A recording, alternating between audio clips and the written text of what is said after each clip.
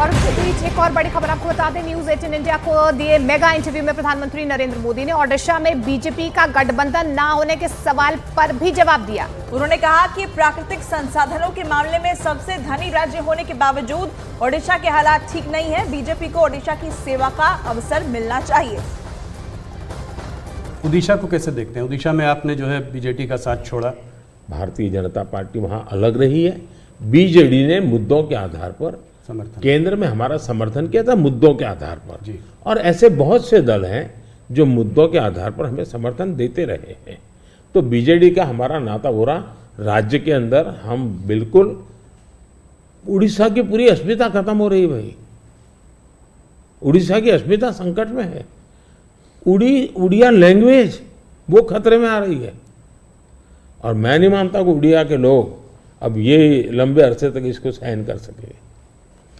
इतने संसाधन है जी, आज उड़ीसा देश का रिचेस्ट स्टेट बन सकता था जी, रिचेस्ट स्टेट, लेकिन क्या हालत बना के रखी है। तो अब उड़ीसा के सामान्य मानवी के अंदर एस्पिरेशंस है जी, और मुझे लगता है कि हमें सेवा का मौका मिलना चाहिए। हम उड़ीसा को कहां से कहां पहुंचा कर देंगे। एक और बड़ी जानकारी आपको दें, प्रधानमंत्री मोदी ने कर्नाटक में कांग्रेस के हालात पर भी जमकर निशाना साधा। न्यूज 18 को दिए मेगा इंटरव्यू में प्रधानमंत्री नरेंद्र मोदी ने कहा कि आज कर्नाटक की जनता अपनी गलती पर पश्चाताप कर रही है। वहां सीएम की कुर्सी को लेकर अब तक खींचतान मची हुई है। Regarding the guarantee schemes, in Karnataka, Congress promised 5 guarantees, and they, after coming to power, they delivered that one. They, as per their promise, they are delivering that one. Now, whereas in BJP is more. In the last election, you lost there. Only 66 seats you were able to win there. BJP able to win there. Now again, Yediyurappa जी का leadership और उसका बेटा का leadership में ज़्यादा focus हो रहा है। इसका वजह से थोड़ा सा बीजेपी के अंदर भी कुछ लोग नाराज भी है उधर। वो एक्चुअली आपका मन में कर्नाटक में अभी बीजेपी कितना सीट जीत सकते हैं, क्या है? नंबर 1, यस, कर्नाटका की जनता पश्चाताप कर रही है कि हमने इतनी बड़ी गलती कर दी, इनको बिठा दिया। तो जन समर्थन हमारा कम नहीं हुआ है, जन समर्थन हमारा बढ़ा है। लेकिन इन्होंने इतने ही कम समय में सीएम कौन, अभी भी वो बात सेटल नहीं हुई है। शपथ हुआ है सीएम का, लेकिन सेटल नहीं हुआ है। अपने आप को सीएम मानने वाले लोग बहुत है उसमें। अब कानून व्यवस्था देखिए, चरमरा गई है, बम ब्लास्ट हो रहे हैं, हत्याएं हो रही हैं, आर्थिक स्थिति पूरी तरह कंगालियत की स्थिति में है।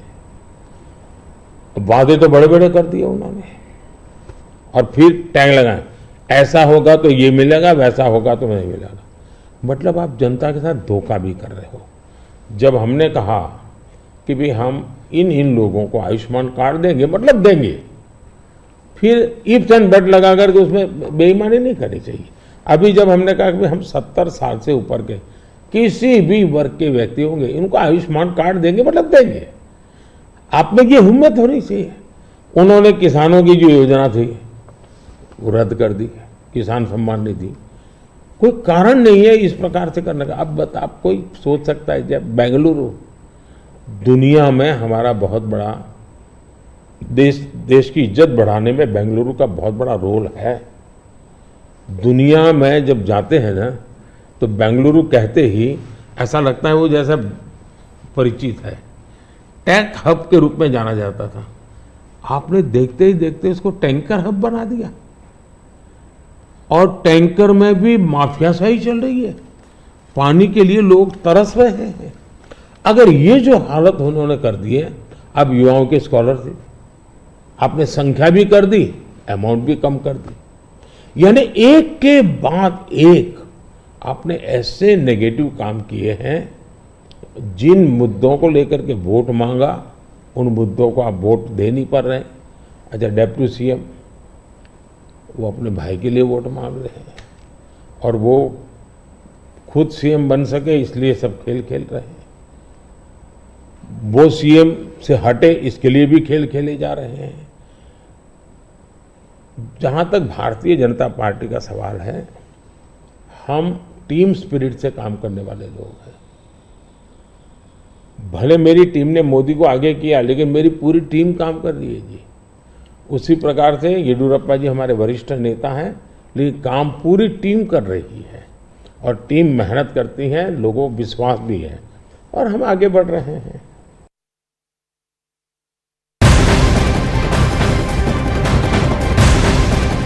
और बड़ी खबर आपको बता दें, लखनऊ लोकसभा सीट से बीजेपी उम्मीदवार और रक्षा मंत्री राजनाथ सिंह ने नामांकन अपना वो अभी दाखिल कर रहे हैं। और इस दौरान उनके साथ उत्तर प्रदेश के मुख्यमंत्री योगी आदित्यनाथ और उत्तराखंड के सीएम पुष्कर सिंह धामी भी मौजूद रहे। नामांकन उन्होंने भर दिया है। इसकी एक्सक्लूसिव तस्वीर आप न्यूज 18 इंडिया पर देख रहे हैं। राजनाथ सिंह क्या जीत की हैट्रिक लगा पाएंगे इस बार? क्या वो जो जीत है पहले वाली, उससे बड़ी जीत यहां दर्ज कर पाएंगे क्या?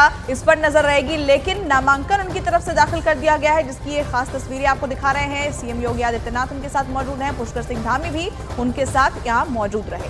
देखिए, बीजेपी का गढ़ है लखनऊ और 2 बार यहाँ से रक्षा मंत्री राजनाथ सिंह जीतते आए हैं। 2014 हो, 19 हो और ये तीसरी बार है जब एक बार फिर से बीजेपी की तरफ से उन पर भरोसा जताया गया। और ये तस्वीरें कुछ देर पहले की, जब वो नामांकन दाखिल करने यहाँ पर पहुंचे मुख्यमंत्री योगी आदित्यनाथ को, पुष्कर सिंह धामी को आप देख पा रहे हैं। राजनाथ सिंह यहाँ पर पहुंचे और उन्होंने अपना नामांकन दाखिल कर लिया। इससे पहले आपने देखा कि किस तरीके से एक मेगा रोड शो भी किया गया और हनुमान सेतु मंदिर में उन्होंने पूजा अर्चना भी की, भगवान शिव का जलाभिषेक किया, आशीर्वाद लिया।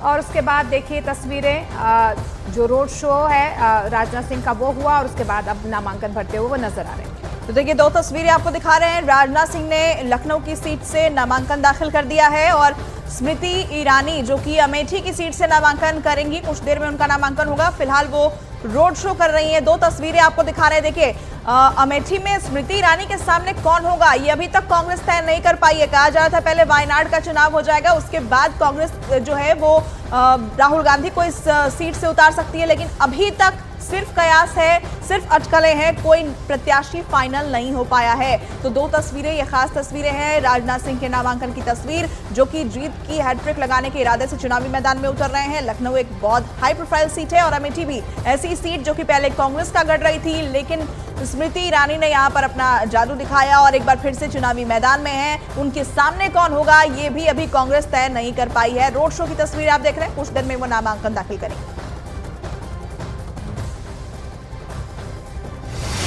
लोकसभा चुनाव की सबसे बड़ी खबरें